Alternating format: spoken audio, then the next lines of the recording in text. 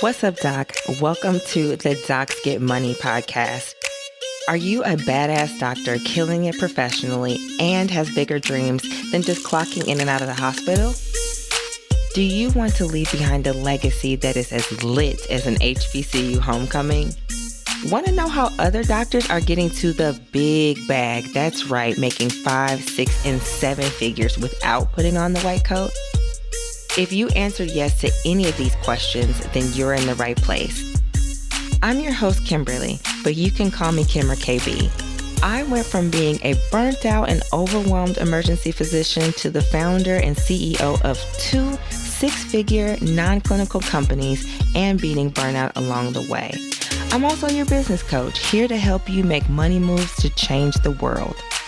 This podcast isn't just about making money, though. It's about leveling up your life, mindset, and bank account so you can build an empire that's as iconic as Beyonce. You ready? Let's get into it. If you're sitting on a mountain of expertise and wondering if it's possible to replace your clinical income while practicing full-time, I've got news for you. It's not just possible, it can happen in 90 days or less.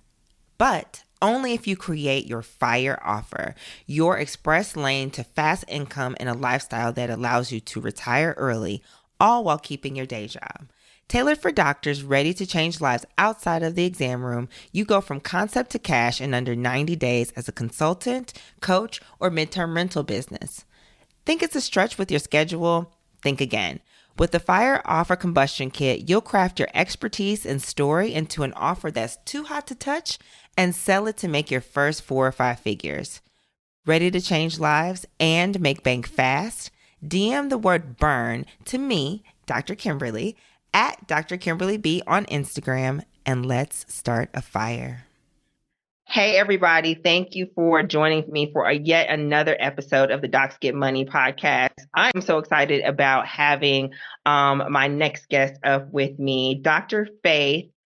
Dr. Faith, you know what? I don't know if I've actually known how to pronounce your last name, so I'm going to make sure that you say it for our audience. But Dr. Faith and I met each other in a coaching group that we are both in. We are both physicians, women of color, and found coaching to be just an amazing place to find money outside of our clinical practice. So she and I have experienced some things similarly in our personal lives that I think we'll get into during this conversation. But I was really excited to talk to Dr. Faith today. So I'm so excited that you could make the time. So Dr. Faith, welcome to the Docs Get Money podcast.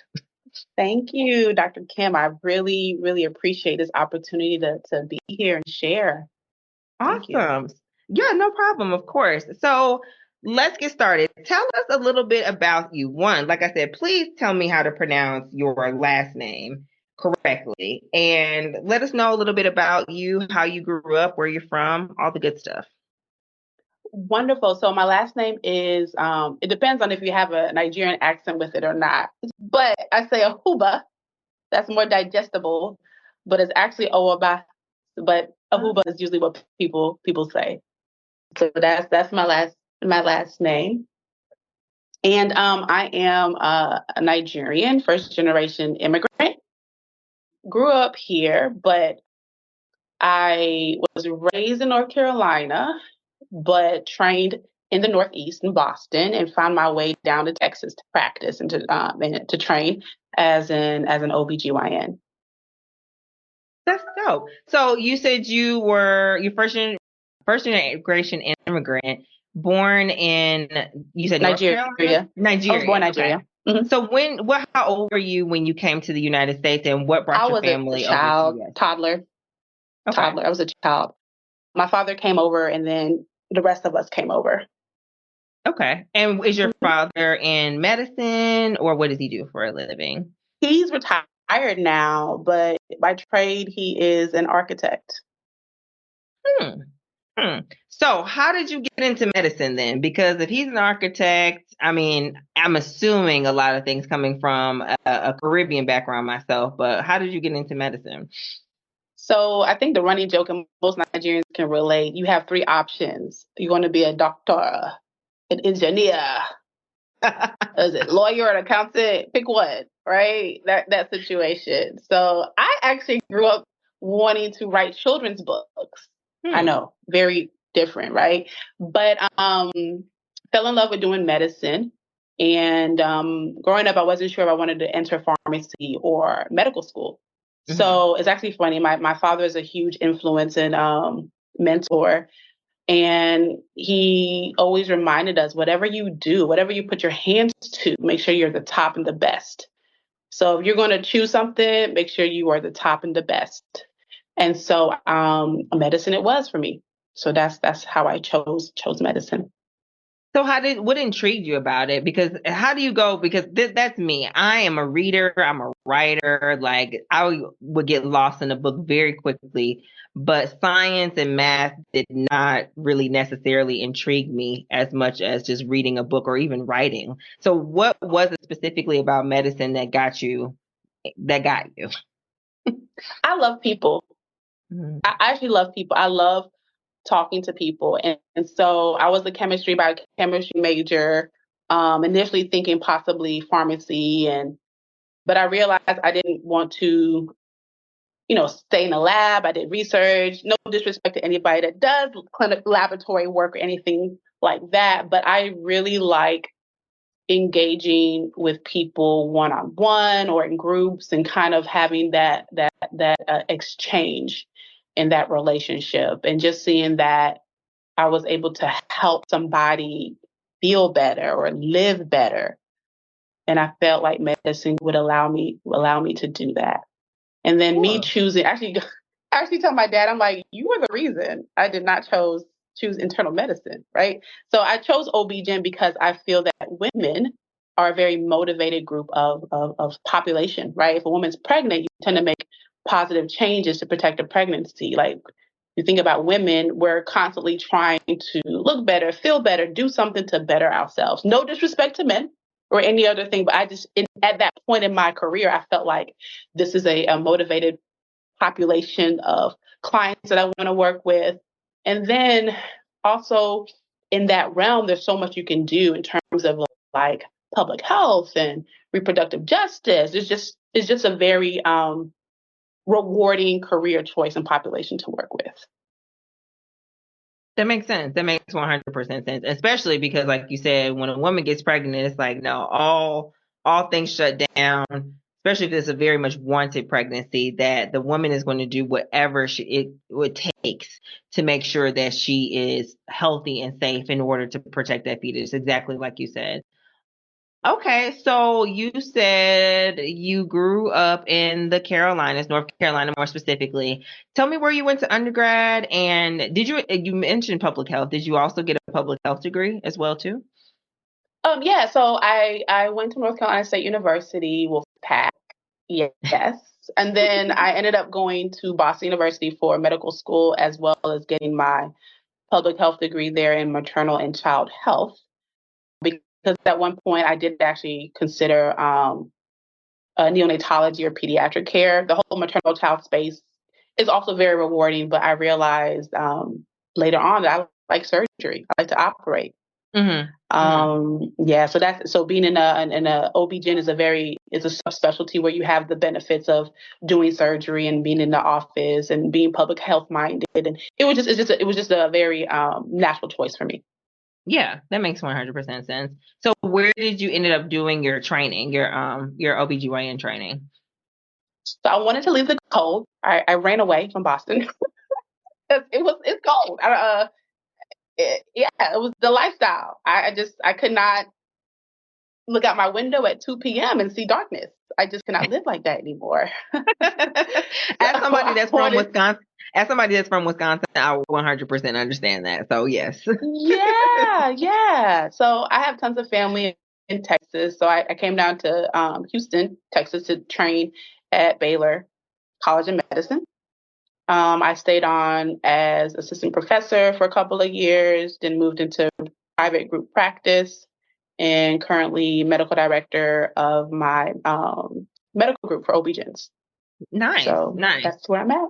That's what's up. So let's stop right there, because I think a lot of doctors, the most natural route for them, now speaking about money and business stuff, is the next step is to earn more money within the house of medicine, maybe to step up as the medical director or go into the management, into the leadership of the group. So how did you become the medical director? And if I may ask, how has that benefited you financially to take on that additional responsibility or those roles? So for me, I am public health minded, policy driven. And so some of the things affecting, Black women are very apparent in OB-GYN, right? The fibroids to me are a public health epidemic. Okay. It's a passion of mine. Preeclampsia, a lot of these things are issues, but I also learned quickly that you need people that represent some of these issues at the table, right? If you're not at the table, your voice may not be heard, right? So I think where I am at right now, I'm at a very physician-friendly organization where your voice can be heard, where changes can be made. I literally feel like I have, pretty much my dream job. I'm pretty happy where I'm at. I think what is probably an issue for a lot of people who are physicians is, career burnout, family, wanting time, freedom or career autonomy, work when they want to work and things like that. And I think the thing with OB-GYN is I love what I do, but it's not predictable. Babies come when they want to come. Right. If I can schedule every single baby to come when I wanted them to come, that's a whole nother story. Right? Exactly. Yes, exactly. Another story. And so at one point I believe the seeds you plant today, you will reap tomorrow, right? So when you were in your, younger, I'm not saying I'm old, but when you're younger, you study so you can be, practice, right? But now that we're practicing, what are you doing to reap later on, right? And so for me, that's where entrepreneurship comes into play. I do not foresee myself being 75 running to catch your baby at 3 a.m. in the morning. Definitely not. And maybe that was not even at 65, maybe not at 55, right? Maybe not at 45. We don't know. Right? The way things are shaping up. No, that makes 100% sense. So, but I guess my question again is, so you are a medical director of your group now, of your dream job, which is awesome. But the medical director role in and of itself is still something that I think most doctors, I think at least in emergency medicine, it's really easy for us to aspire to the next best step when you don't just want to just be a pit doc, or you just don't want to just be just a regular doctor. You want to make the next move. How has serving as a medical director, other than the impact that you've been able to have in the hospital, things like that, how has that, or if it even has, helped you to earn more? Has it enhanced your entrepreneurship skills in any way? How do you think that it's benefited you? Sure. So, good question. Yes, you do earn more because it is a leadership position. As far as enhancing my entrepreneurship skills, I think the concept of being able to emotional intelligence, right, is something that you must have or perfect as you rise up in the ranks, right? And that's also something that you're going to need to run an effective business. So being able to, be a person of value, right?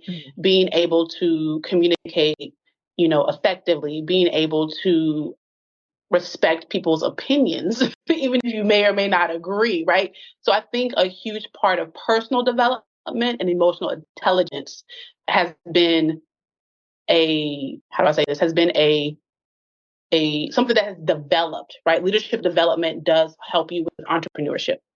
Yeah. Yeah, absolutely. 100%, because it's just you at the end of the day, and it's your team that you're leading. Even if it's just you as a solo entrepreneur, you need to be able to lead yourself and guide yourself in a way of knowing to what you're creating, what you're trying to build. No, that makes 100% right? sense. Because when you're a director, when you're the lead, you dictate culture, right? Which is part of entrepreneurship. So when you look at some of your favorite brands, some of them have a certain culture that they have, right? Right. So understanding those nuances, I think, is quite important. Yeah, absolutely. Well, that makes me think of the next question. So you are clearly an entrepreneur. More specifically, you're a coach.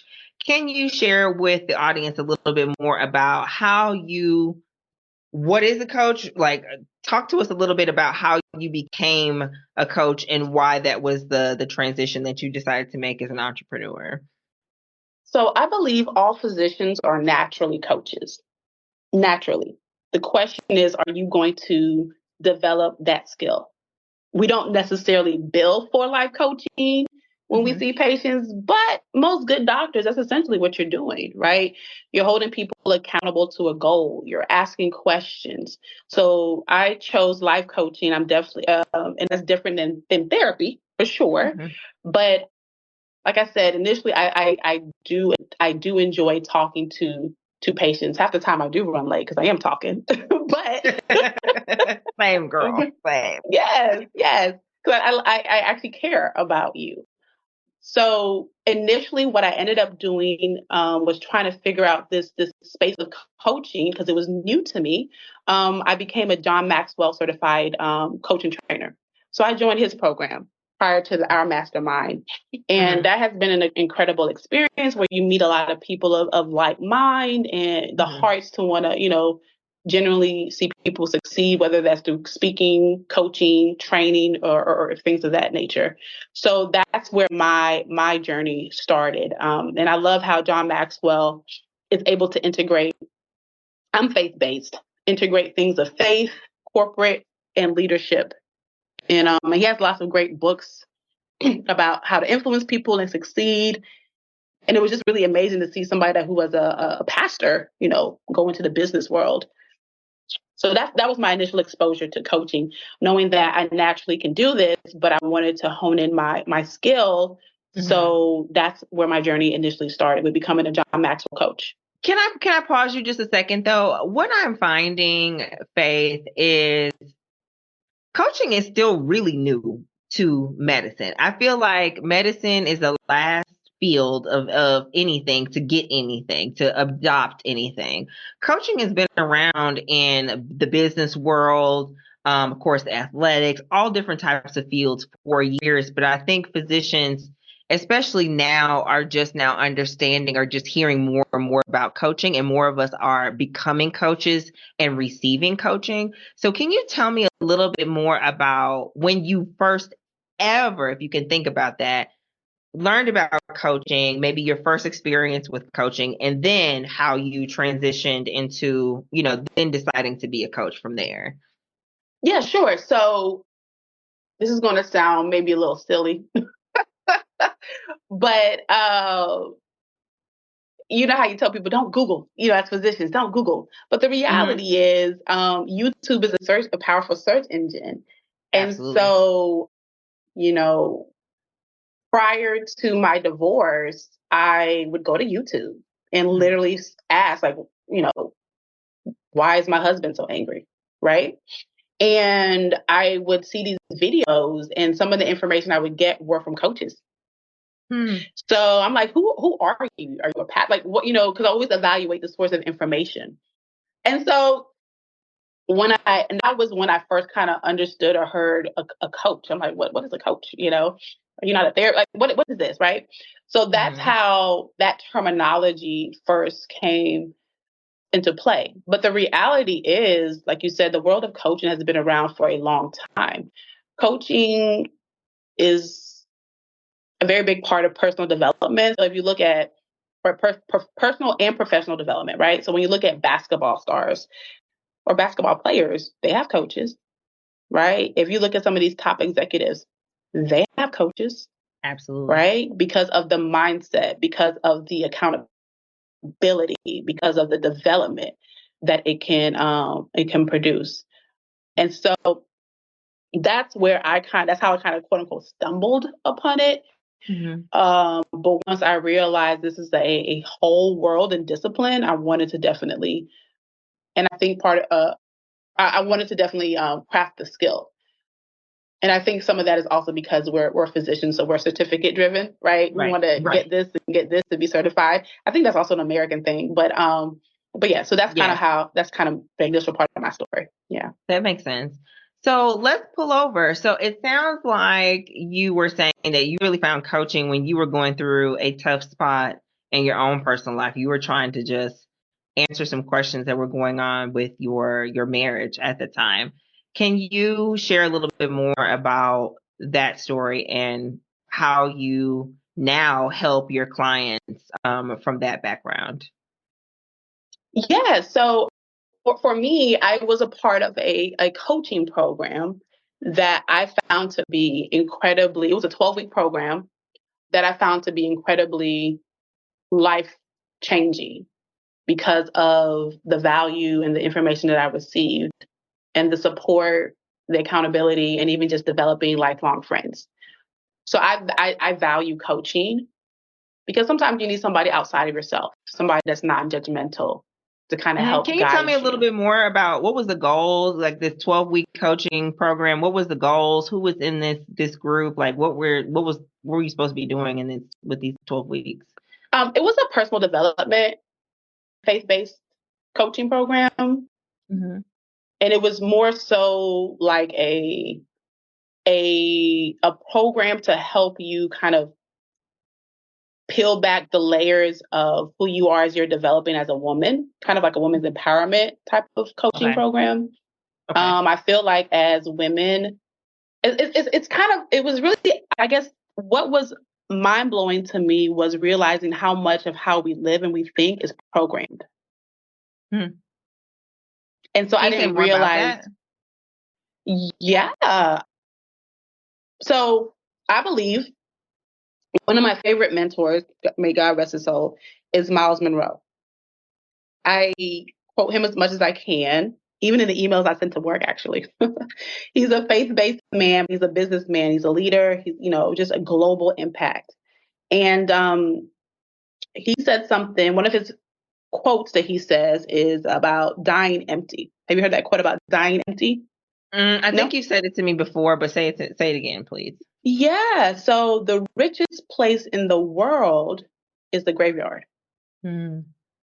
Because that's where people who have not birthed their purpose, their destinies, that's where all of that lays. So for me, working as a physician is wonderful, but it's not the totality of my purpose. Right. So I want to die empty. If I know I have a skill to coach people, to help people, to heal women, to increase their faith, increase their peace, that is what I need to work on. And that's how I see my entrepreneurial journey. So I don't want to, at the end of my life, feel like I left anything on the table. And so your job, your 9 to 5 is your job, right? But your true work is what you do afterwards. Like, who are you after you work? Who are you outside of a doctor? Who are you? What do you do? So when you meet people, they're like, oh, you ask them, who are you? What do you do? I'm a doctor. No, you're not. Who are you? And that's what that entrepreneurship journey can unmask for so many physicians. Absolutely. That purpose. Absolutely. Absolutely. So you said that peace that you have found and that I think that all of us are definitely looking forward to. Share with us a little bit more about who you now work with as a life coach and, how you help your clients. Can you tell us a little bit more about that? Yes, sure. I have a framework called PeaceRx that can help actually many different women, but it was founded in my experience of recovering from my divorce with a grade A narcissist. And so PEACE is actually an acronym, but the P stands for prioritizing your peace. The E stands for eliminating toxicity, which is like negative self-talk, negative health habits as well, right? The A stands for abundance mindset. And again, that's the unprogramming of how we may live by default is to think scarcity. But a lot of entrepreneurs are thinking abundance, right? Like, remember how I said there's no limit, there's no lack, everything's impossible. So really, really tapping into that mindset of abundance, right? And then C, communicating boundaries. So I find that toddlers know how to communicate boundaries more than adults. No, right? They'll say no in a minute. In a minute, but a whole 32-year-old can't say no. We struggling. Like, what is this? And not just that. When you look in, I give the example about the Garden of Eden, where they were even God set boundaries back then. So the boundaries are to protect that which is valuable. That which is valuable. So it's really important to not just set it, but then to enforce it, right? So that's the C. And then the E is evolution. I think we're always constantly striving to be the best version of yourself. Anything that's stagnant is dying. You're supposed to be growing. So that's the framework of peace. I don't know if I shared this actually, but I've been working on an eBook, also called PeaceRx. And it's supposed to be coming out in about a month or two, actually. Okay. And so my name is Faith, and that's one of the things that I really, work with my patients about is increasing their sense of faith and belief in their own healing. And that's kind of what the book is about. Obviously, I'm an OBGYN, and there's a story in the Bible that talks about the woman with the issue of blood. Now, it's not labeled that she has fibroids, but I'm OBGYN. Guess what I deal with a lot? Fibroids. Fibroids. Yeah. Especially in women of color, right? And so the amount of hope, the different lessons you can just glean from that simple story is abundant. And so that's kind of what the book is about. So I'm excited to officially, have it out. And I think you're probably the first DCS coach I probably told. That's amazing. No, and then for my listeners that are listening, that sounds incredible. Like, I think that is going to be so powerful to be able to have something tangible in their hands to help them to on their own transformation. I'm just thinking about your framework, peace. And even you just highlighting the fact that kids have better boundaries than we do. I can attest to that. Like, for myself, like, I know that children have an easier time saying no than I do sometimes. But that's absolutely incredible. When that comes out, where will people be able to download it and get their own copy of it? Yeah, it's gonna be on Amazon. Actually, it'll be on Amazon. I'll promote it on my social media at iamdrfaith.md. And there will be a call to action to apply to work with me for coaching as well. And definitely a life coach, but also wellness minded. So those are some of the ways to work with me. So we can achieve a sense of peace. Because I don't think women understand the programming that we've had in society, the amount of stress that we're under. You're not living the life that you were designed to live. I believe as a life coach, I want you to understand you need to live a life by design, not default.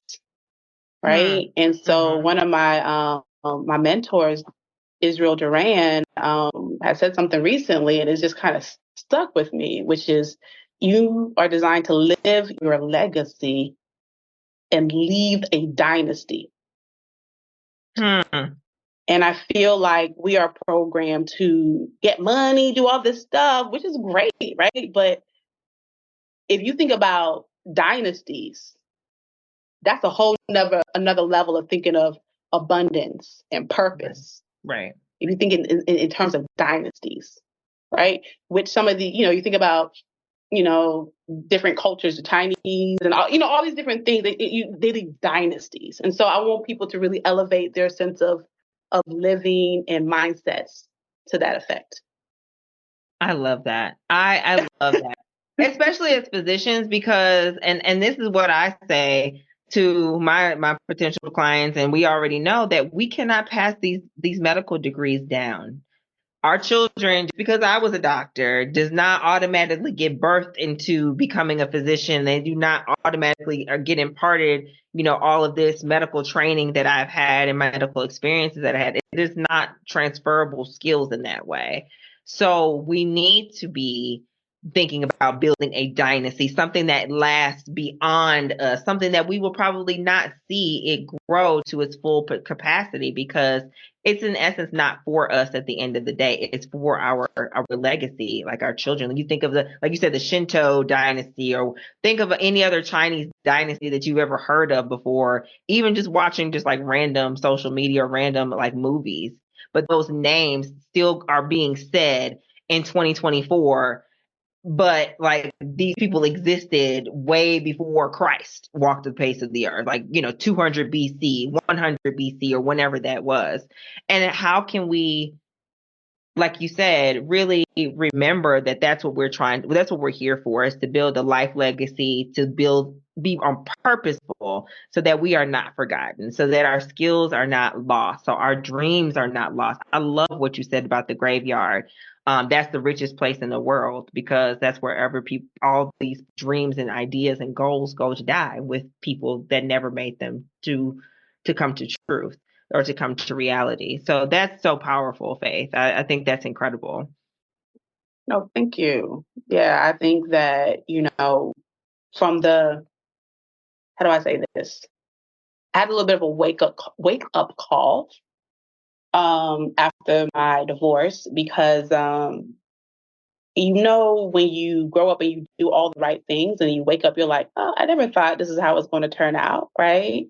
Right. I never asked to be a single mom surgeon. Like, that's just I'm the straight A, summa cum laude, all that kind of stuff. So it was a wake up call for me to realize that's great professional wise, but what your gifts will make room for you. And so I kind of became more purpose minded and entrepreneurship minded for me. Mm-hmm. Mm-hmm. And I really do feel like my calling is to really empower women and elevate women to not just find purpose, but live it out, right? Increase your faith, be healed in body, increase your peace, because just in the office, right? And you're in ER medicine, that what does it profit you to have these things if your body is not healthy either? Right. Because you So can be, if you can be have a mind of, a marathon runner, but if you don't have the body of that, you don't work on the actual physical, then you're not running any marathons. Yeah. So I think you get it. Yes. No, 100%. I totally get it. Okay, Dr. Faith. So tell us anything else you'd like to share with the Docs Get Money podcast. Oh, okay. So I also will be coming out with a podcast soon. So I hope. Wait a minute, pause. Now, I done got 2 exclusive drops. That you have your own podcast coming up, and then you have an ebook that's dropping soon. Okay, I feel special. I have like the exclusive on everything that's going on with Dr. Faith. I feel cool. Tell us more. Well, it is kind of based on, again, my experience. The whole Risa Tisa situation. Girl. And how much attention that got. These stories are ludicrous, right? And so I want to have a space for women to kind of share stories and to also get empowerment. So obviously that will be out on my social media when it is available. And then I'm also delving into more wellness coaching to help people who are interested in holistic help, specifically regarding fibroids. Okay. Yeah. So that will be coming out soon as well. So I have a couple of things that I'm working on. Yeah. Awesome. That is incredible. So I know you dropped your where everybody can find you before, but could you say it again? What's your social media platform, and then anywhere else where people can connect with you? Sure. So social media platform is at I am Dr. Faith.md. So feel free to shoot me a DM for any questions, concerns, and then my ebook PeaceRx will be available on Amazon before July as well. Awesome. Awesome. Thank you, Dr. Faith, so much for taking time out of your busy schedule. Before we started recording, y'all, she let me know that she was on her lunch break.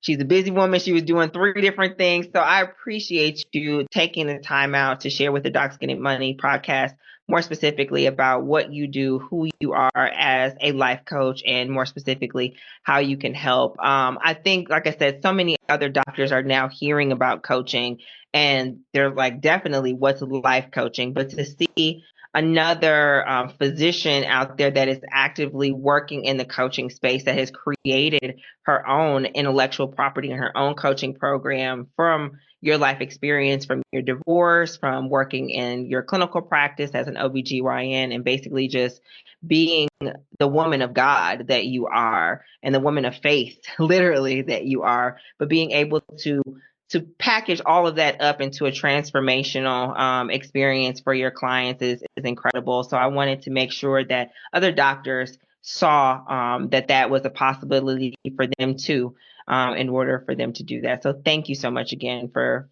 gracing the podcast with you and everything that you have going on.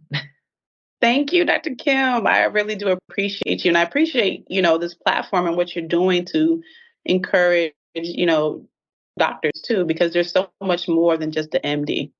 Yes.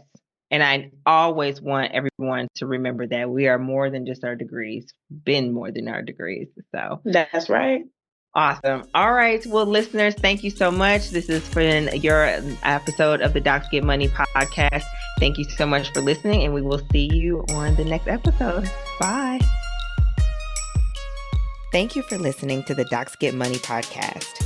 New episodes drop every Thursday wherever you find your favorite podcast. Share, comment, follow, and subscribe to the Docs Get Money podcast wherever you get your podcasts. And if you want to know more, visit me, Dr. Kimberly Brown, at KimberlyBrownMD.com, and be sure to follow me at Dr. Kimberly B on Instagram. And until next time, let's go get this money, honey.